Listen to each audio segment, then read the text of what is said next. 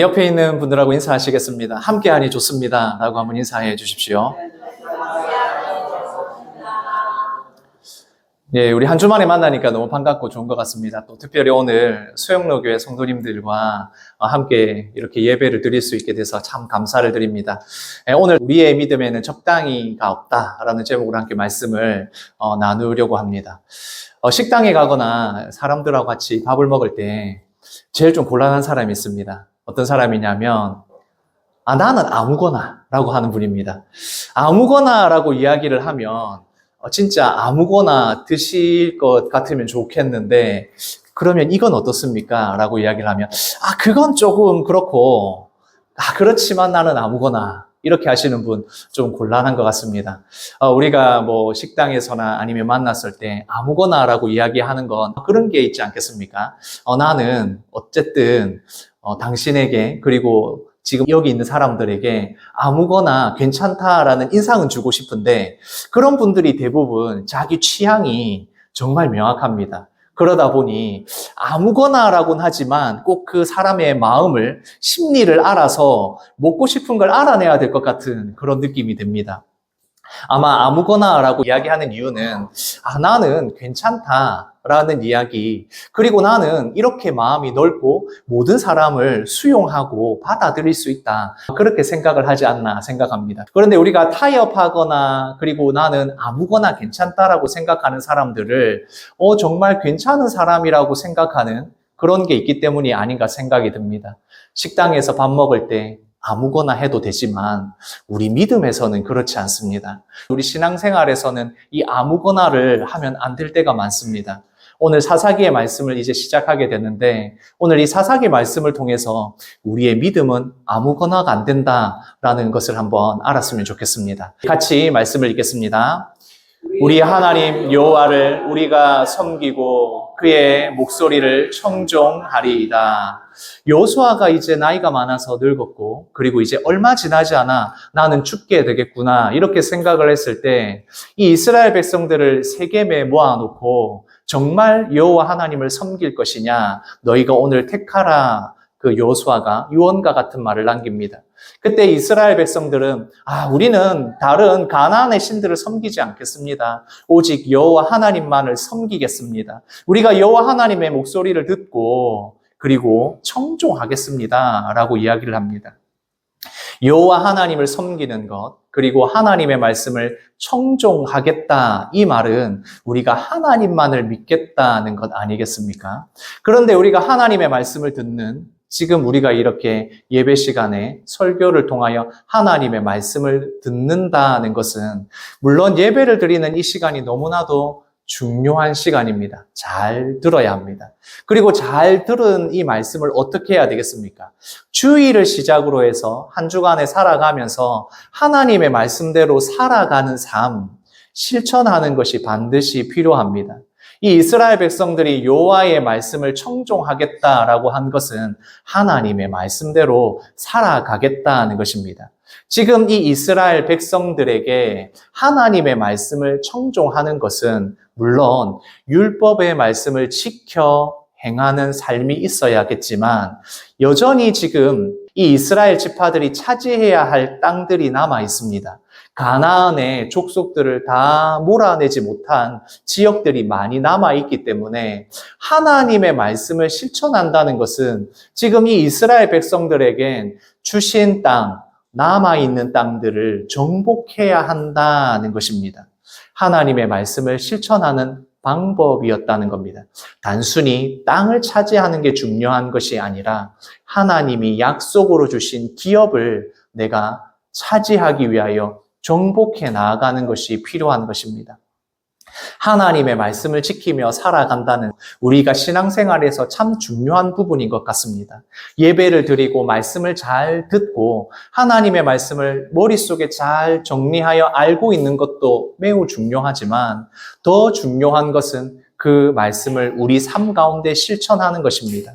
하나님의 말씀을 실천한다는 것은 나 자신의 거룩한 삶, 구별된 삶을 살아가는 것도 필요하지만 이 하나님의 말씀을 실천하는 대부분의 것을 보면 사람과 사람과의 관계에서 하나님을 사랑하는 것과 함께 이웃을 사랑하는 것이 함께 있어야 합니다. 그래서 말씀을 실천하며 살아가는 삶이 아주 중요합니다. 예배를 드리는 것도 중요하지만 예배를 마치고 우리가 한 주간 살아가는 삶 가운데서 하나님의 말씀이 어떻게 실천되어 가는가, 이것은 더 중요한 것입니다. 우리가 여호와 하나님을 청종하고 섬긴다는 것은 바로 우리의 삶 가운데 이러한 실천이 있어야 된다는 것입니다.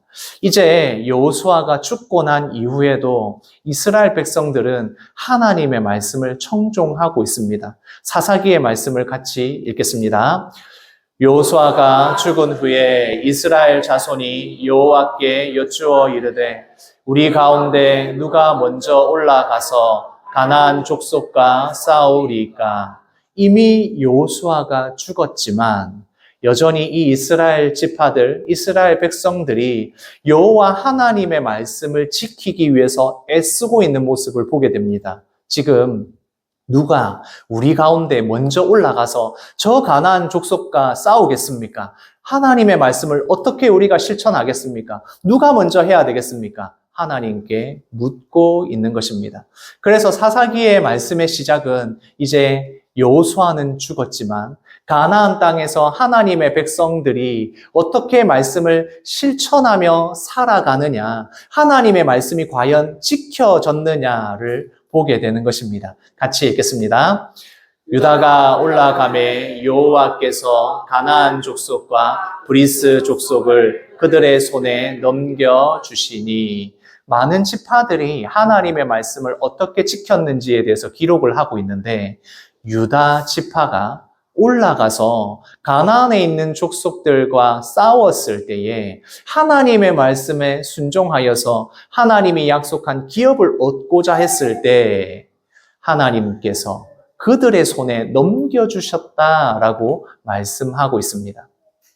우리가 하나님의 말씀을 믿고 그 말씀대로 살아가기 위해서 움직일 때, 행동할 때, 실천을 하게 되면 하나님께서는 그 움직인 것에 대한 결과를 주시는 것입니다. 하나님의 약속을 믿고 하나님의 뜻대로 살아가는 자에게 모든 하나님의 일들이 이루어지게 하는 것입니다. 그래서 우리가 기도하고 가만히 있는 것이 아니라 말씀을 듣고 그 말씀을 그냥 깨달은 것으로 끝나는 것이 아니라 이렇게 살아야지 하는 그 삶의 모습이, 행동이, 실천이 있을 때 하나님께서는 그들에게 그 땅을 기업으로 주시는 것처럼 행동하면 결과를 주신다는 것입니다. 그래서 우리의 신앙은 하나님의 뜻을 구하는 것으로 시작이 됩니다. 기도하고 하나님의 뜻을 우리가 찾지 않습니까? 하나님이 우리에게 말씀하시는 것이 무엇이고 어떤 것이 하나님의 뜻인지를 말씀을 통하여, 기도를 통하여 하나님의 말씀을 묵상하면서 알게 되었다면 그것으로 끝나면 안 됩니다. 이제 기도한 대로 하나님의 뜻대로 실천하는 삶이 있어야 합니다. 그렇게 행동으로 옮겼을 때 하나님께서는 우리를 통하여 그 일들이 이루어지게 하십니다. 단지 우리가 기도한 것으로 끝나는 것이 아니라 우리가 한 발자국 내딛었을 때 하나님께서 그 일들을 이루게 하신다. 그래서 하나님이 우리에게 이 신앙을 어떻게 주셨느냐? 단지 우리가 기도하고 이루어지는 것이 아니라 우리가 움직여서 직접 하나님의 뜻이 이루어지게 해주셔서 우리의 신앙이 점점 자랄 수 있도록 그렇게 만들어 놓으신 겁니다. 그래서 우리는 실천하는 삶이 반드시 필요한 것입니다. 그래서 우리의 믿음이, 뿌리는 우리가 가지고 있는 하나님이 주신 믿음으로 시작이 된다면 그것이 반드시 열매를 맺어야 한다는 것입니다. 우리의 실천으로, 우리의 삶의 모습으로 드러나게 되는 것입니다. 야고보서에서 우리의 믿음이 왜 꼭 이 행동으로, 삶으로 나타나지 않으면 그것이 죽은 믿음이라고 하였는지를 우리가 알게 되는 것입니다. 그래서 우리가 알고 있는 것, 하나님의 말씀을 알고 있는 것과 하나님의 말씀을 반드시 이루는 이 실천이 우리의 신앙의 균형을 이룰 때 우리가 점점 성장해져서 우리의 믿음의 열매를 볼 수 있게 되는 것입니다. 그래서 사사기 처음에 말씀해 보면 이 믿음의 결과, 하나님의 말씀, 하나님이 주신다는 기업을 바라보고 남은 가나안 땅에 있는 가나안 족속들을 몰아내려고 했을 때 어떤 일들이 일어났는지를 말씀합니다. 유다와 시므온이 함께 이 가나안의 족속들을 물리쳤다. 에브라임 지파가 그렇게 했다. 므낫세 지파가 하나님의 말씀대로 그 땅을 차지하려고 했을 때 하나님께서 그 기업을, 그 땅을 하나님께서 주셨다는 것입니다. 여기서 자꾸 땅이라고 이야기를 하니까 재산을 불린다, 아니면 우리가 가지는 그 땅 영토가 넓어진다. 물론 그런 것도 있겠지만 더 중요한 것은 하나님이 약속하신 기업을 받으려고 그들이 믿음으로 행했을 때 하나님께서 주셨다는 겁니다. 사사기는 그렇게 우리에게 말씀하고 있습니다. 그 중에서도 보면 우리가 여호수아서에서 말씀했던 알았던 이 갈렙에 대한 이야기도 나옵니다. 갈렙은 이미 가나안 땅을 이제 분배하고 있을 때 나이가 많았습니다. 85세면 웬만한 일들을 감당할 수 없는 나이가 많은, 연세가 많은 겁니다. 그러나 갈렙은 여전히 남아있는 이 땅, 가나안 족속들이 있는 그 땅을 나에게 주십시오. 내가 아직도 강건합니다. 내 나이가 85세지만 그 땅을 주시면 내가 들어가서 차지하겠습니다 했던 그 믿음의 고백을 기억하실 겁니다. 그 갈렙에 대한 이야기도 나오게 됩니다. 말씀을 같이 읽겠습니다. 갈렙이 말하기를 기럇 세벨을 쳐서 그것을 점령하는 자에게는 내 딸 악사를 주리라 하였더니, 갈렙이 85세라는 나이에도 불구하고 가나안의 그 땅들을 차지할 수 있는 믿음을 가지고 있고 나의 몸은 강건합니다 라고 시작을 했지만 아마 이제 갈렙도 꽤 나이가 많았고 힘이 붙이는 것 같습니다. 남은 땅을 다 차지할 수 없게 되는 그 상황에서 갈렙은 이제 나를 대신하여 이 땅들을 기럇 세벨을 차지할 자가 있다면 그에게 내 딸 악사를 주겠다라고 이렇게 약속을 하게 됩니다. 남은 땅을 이제는 젊은 사람들에게 이 일을 감당하라고 맡기게 되는 것입니다. 그렇게 맡겼을 때에 갈렙의 말을 듣고 그 땅을 차지했던 사람이 바로 누구라고요? 온니엘입니다. 이 온니엘이 기럇 세벨을 차지하게 되고 그 땅을 하나님이 주시는 믿음으로 기업을 받게 됩니다. 그러니까 갈렙은 약속한 대로 자신의 딸 악사를 주게 됩니다. 그래서 결혼을 하게 되겠죠. 결혼을 하면서 출가를 하게 되니까 이제 딸 악사가 갈렙에게 구하는 것이 있습니다. 네가 무엇을 구하느냐라고 갈렙이 물었을 때 딸이 이야기합니다. 저에게 샘물을 주십시오 라고 이야기합니다. 그렇게 샘물을 달라고 하니까 갈렙이 윗샘과 아랫샘을 주었다라고 되어 있지 않습니까? 지금 우리는 물을 원하면 수도꼭지만 틀면 나오는 그런 세상에 살아가고 있습니다. 그런데 지금 이 이스라엘 민족들이 살아가는 가나안에서 물이라는 것은 너무나도 귀합니다. 그리고 이 물이 나오는 곳은 그곳에 생명이 있다는 것입니다. 자신들도 물을 마셔야 되고 가축들도 먹여야 되고 이 물이 있고 없고는 살 수 있느냐 아니면 죽느냐 이런 문제입니다. 그런데 갈렙이 그 샘물을 주었다라고 되어 있습니다. 하나님의 약속을 믿고 이 가나안 땅을 차지했던 온니엘과 그 딸 악사에게 샘물을 주었다는 것입니다. 다시 말해서 하나님께서 믿음으로 이 일들을 감당하는 자, 하나님이 주신 약속을 믿고 살아가는 사람에게는 생명을 주신다는 것입니다. 믿음으로 행동하는 자에게 무엇을 주시느냐? 잘 사는 복, 우리에게 주시는 행복, 물론 그런 것도 있을 수 있겠지만 하나님의 말씀을, 약속의 말씀을 믿고 나아가는 자에게 주시는 것은 이 샘물과 같이 우리에게 영원한 샘물이 되시는 예수 그리스도를 우리에게 주셨던 것처럼 이 갈렙에게 구했을 때 그 샘물을 주었다는 것입니다. 믿음으로 행하는 자에게 주시는, 믿음으로 살아가는 삶이 있는 자에게 주시는, 우리에게 가장 주시는 큰 것이 무엇이냐? 영원한 생명을 우리에게 주신다는 것입니다. 이 생명을 받을 수 있는 방법이 하나님의 말씀을 지키며 살아가는 것입니다. 이렇게 좋은 믿음의 사람들의 이야기만 있으면 좋겠는데 그렇지는 않았습니다. 같이 읽겠습니다. 베냐민 자손은 예루살렘에 거주하는 여부스 족속을 쫓아내지 못하였으므로 여부스 족속이 베냐민 자손과 함께 예루살렘에 거주하니라. 이렇게 모든 지파들이 하나님의 말씀대로 가나안 족속들을 다 몰아내고 하나님이 주시는 기업을 차지하게 되었다라고 사사기가 끝나지 않고 많은 지파들이 환경이 안 돼서 여건이 안 돼서, 힘과 능력이 부족하여서 뭐 여러 가지 이유가 있지 않았겠습니까? 그렇게 다 쫓아내지 못해서 함께 살아가게 되었다. 가나안의 족속들하고 함께 살아가게 되었다라고 말씀합니다. 하나님의 말씀대로 우리가 정복하겠습니다. 우리 오늘 주일에 들은 말씀을 듣고 이제 아멘 했습니다. 이제 한 주간 제가 승리하겠습니다. 라고 이야기를 하는데, 이게 쉽지가 않네요. 하나님의 말씀대로 산다는 게 참 쉽지가 않습니다. 이런 이유가 있었고, 저런 이유가 있었고, 이런 상황들이 있어서 못했습니다. 라고 지금 사사기가 이야기를 하고 있는 것입니다. 하나님의 말씀대로 살아가면서 복을 받는 삶을 살아가는 것이고 영원한 생명이 있다는 것은 알고 있는데 이게 참 쉽지가 않았다는 겁니다. 우리가 하나님의 말씀에 순종한다라는 게 어느 정도를 해야 될까요? 저희 딸이 이렇게 제가 뭔가를 시키면 항상 저한테 하는 말이 있습니다. 아빠, 시작은 반이에요 라고 이야기를 합니다. 그리고 가만히 있으면 중간은 한다고 했는데 제가 시작을 하고 가만히 있으면 다 한 게 아닐까요? 자꾸 이런 이야기를 하는 겁니다. 시작만 한 게 어디냐? 하나님의 말씀대로 믿음으로 살아가기 위해서 이 한 개, 이 정도면 됐지. 시작은 반이고 가만히 있으면 중간은 가니까 시작했으니까 이제 다 된 거 아닌가? 그렇게 생각을 할 수 있습니다. 하나님의 말씀에 순종한다는 건 어느 정도 순종을 하면 될까요? 우리가 순종한다는 게 어느 정도 수준이 되면 이거는 됐다라고 할 수 있겠습니까? 이 정도? 하나님께서 말씀하신 범위는 이 정도인데 한 이 정도 순종하면 되지 않을까? 어떻게 생각하십니까? 이 정도는 그래도 순종해야지. 하나님의 말씀에 이 정도는 순종해야 되지 않을까? 이렇게 생각할 수 있지 않습니까? 자, 이 정도는 어떻습니까? 이 정도면 아주 훌륭합니다. 거의 90%가 넘었습니다.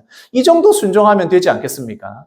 그런데 오늘 이 이스라엘 지파들이 하나님의 말씀에 순종하려고 너무 애썼지만 환경과 여건이 되지 않아 남아있던 것이 그것이 얼마가 되었든지 그것은 이스라엘 백성들에게 문제가 됩니다. 하나님의 말씀에 순종하는 것이 다 이 정도면 되겠다. 시작만 하면 되었다. 반이 넘었다. 90%면 된다. 이러면 좋겠는데 이것이 죄의 문제가 되면 이게 90%가 되었던 99%가 되었던 죄의 문제가 조금이라도 남아있다면 하나님의 말씀에 온전하게 순종하지 못했다면 이 죄는 우리에게 문제가 될 수 있는 것입니다. 하나님의 말씀에 온전하게 순종하지 못한 것이 되고 우리가 99%를 순종해도 불순종한 것이 되는 것입니다. 가끔 제가 산에 올라갑니다. 산에 올라가면 이렇게 새롭게 변하는 것들, 날씨가 변하고 계절이 변하는 것을 알 수가 있습니다. 그런데 이제 어느 정도 시간이 지나고 나면 버섯이 이렇게 올라옵니다. 버섯이 아무런 것도 없다가 갑자기 나무 주위에서 버섯이 자라면 제가 버섯을 되게 좋아하거든요. 이게 버섯 먹을 수 있을까 없을까 고민을 하지만 절대 그 버섯을 따오지는 않습니다. 제가 독버섯과 아니면 먹어야 되는 버섯을 구분하지 못합니다. 그래서 그냥 버섯은 마트에 가서 사 먹습니다. 그런데 이렇게 산에 올라가서 버섯이 있다가 또 어느 순간이 되면 다 사라집니다. 그리고 나서 또 계절이 바뀌면 다시 또 그 시즌이 오면 버섯이 피어오릅니다. 거기 아무것도 없는 것 같은데 거기에 버섯의 균사가 있으니까 계속해서 버섯이 때가 되면 올라오는 것입니다. 죄라는 것은 우리가 눈에 보이지 않습니다. 아주 작은 것 같아서 쉽게 생각하고 넘어갑니다. 이 정도면 순종했는데 됐지. 하나님의 말씀에 이 정도면 순종하면 되었지. 이렇게 생각을 하는데 어느새 버섯처럼 독버섯과 같이 올라오는 것입니다. 그것이 바로 죄의 문제이고 이 사사기에 나오는 이스라엘 백성들이 불순종했다는 것입니다. 말씀을 다시 한번 읽겠습니다. 베냐민 자손은 예루살렘에 거주하는 여부스 족속을 쫓아내지 못하였으므로 여부스 족속이 베냐민 자손과 함께 예루살렘에 거주하니라. 하나님의 말씀대로 하지 못하였고 쫓아내지 못하였으므로 그들이 함께 살아간다라고 이야기합니다. 가나안의 족속들과 살아가는 것이 무엇이 문제이겠습니까? 그들이 믿고 있는 우상들, 그들이 가지고 있는 문화들, 그것이 이스라엘 민족 안에 계속 같이 살고 있으면 들어오는 겁니다. 그래서 이 죄의 문제가 스멀스멀 올라오기 시작하는 겁니다. 그래서 이것이 중요한 것입니다. 사사기 말씀에 보면 계속해서 나옵니다. 쫓아내지 못함에 쫓아내지 아니하였더라. 쫓아내지 못하고 쫓아내지 못함이었더라. 계속해서 쫓아내지 못한 것에 대해서 이야기를 합니다. 앞에서 이 이스라엘 지파들이 하나님의 말씀대로 순종하여서 그 많은 땅들을 차지하고 가나안을 쫓아내고 그런 일들이 나와 있지만, 그러나 남아있던 쫓아내지 못한 그 일들, 그러면 우리가 그렇게 생각할 수 있지 않겠습니까? 앞에 있는 우리가 열심히 노력한 그 순종들, 하나님의 말씀에 순종하였으니까 그 정도면 되지 않았습니까? 그러나 죄의 문제는 그렇지 않습니다. 쫓아내지 못한 그 일들 때문에, 아주 1%, 2% 남은 그것들 때문에 결국 이스라엘은 고통을 당하게 되는 것입니다. 하나님은 그렇게 말씀에 온전하게 순종하지 못한 이스라엘 지파들에게 하나님께서 그들을 책망하십니다. 같이 읽겠습니다. 너희는 이 땅 주민과 언약을 맺지 말며 그들의 제단들을 헐라하였거늘 너희가 내 목소리를 듣지 아니하였으니 어찌하여 그리하였느냐. 앞에 순종한 것들, 하나님의 말씀에 순종해서 가나안에 있는 그 민족들을 쫓아내고 믿음의 일들이 이루어진 것, 그것이 아니라 지금 남아있는 파들이 가나안의 족속들과 함께 살아가는 것에 대해서 책망하십니다. 이 땅 주민과 언약을 맺었고 그들이 섬기고 있는 우상들의 제단을 그대로 두고 있으니까 그것이 나중에는 결국엔 이스라엘의 지파들이 가나안의 문화를 쫓아서 가나안의 우상들을 섬기는 일이 일어나게 되었다. 너희가 어찌하여 내 말에 순종하지 아니하였느냐? 내 말을 청종한다고 해놓고 왜 듣지 않았느냐? 불순종하였느냐라고 말씀합니다. 같이 읽겠습니다. 내가 그들을 너희 앞에서 쫓아내지 아니하리니 그들이 너희 옆구리에 가시가 될 것이며 그들의 신들이 너희에게 올무가 되리라. 하나님께서 말씀하십니다.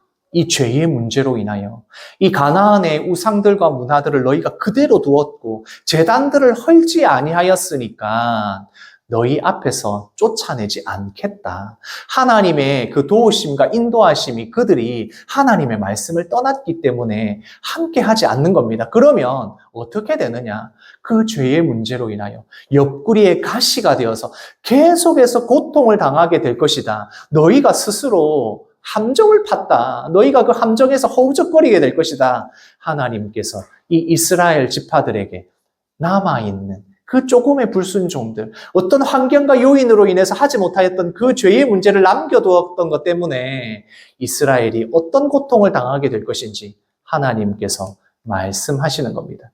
그래서 사사기의 말씀에 보면 계속해서 하나님 앞에 범죄하는 이스라엘 지파들, 이스라엘 백성들이 나옵니다. 이스라엘 백성들이 우상을 섬기고 하나님을 떠나게 되면 그때에 하나님께서 심판하셔서 그 심판의 내용이 무엇입니까? 가나안에 있는 족속들, 그리고 이 이스라엘을 둘러싸고 있는 다른 적들로 인하여 고통당하게 되고, 그럴 때 하나님 앞에 회개하고 돌아오면 하나님께서 사사들을 보내셔서 그들을 통하여서 이 이스라엘을 구원하시고, 또 구원받은 백성이 살아가다가 또 우상을 섬기게 되고 하나님을 떠나게 되고 또 심판을 받게 되고 그것을 회개하는, 그것이 사사기에서 계속해서 반복되게 됩니다.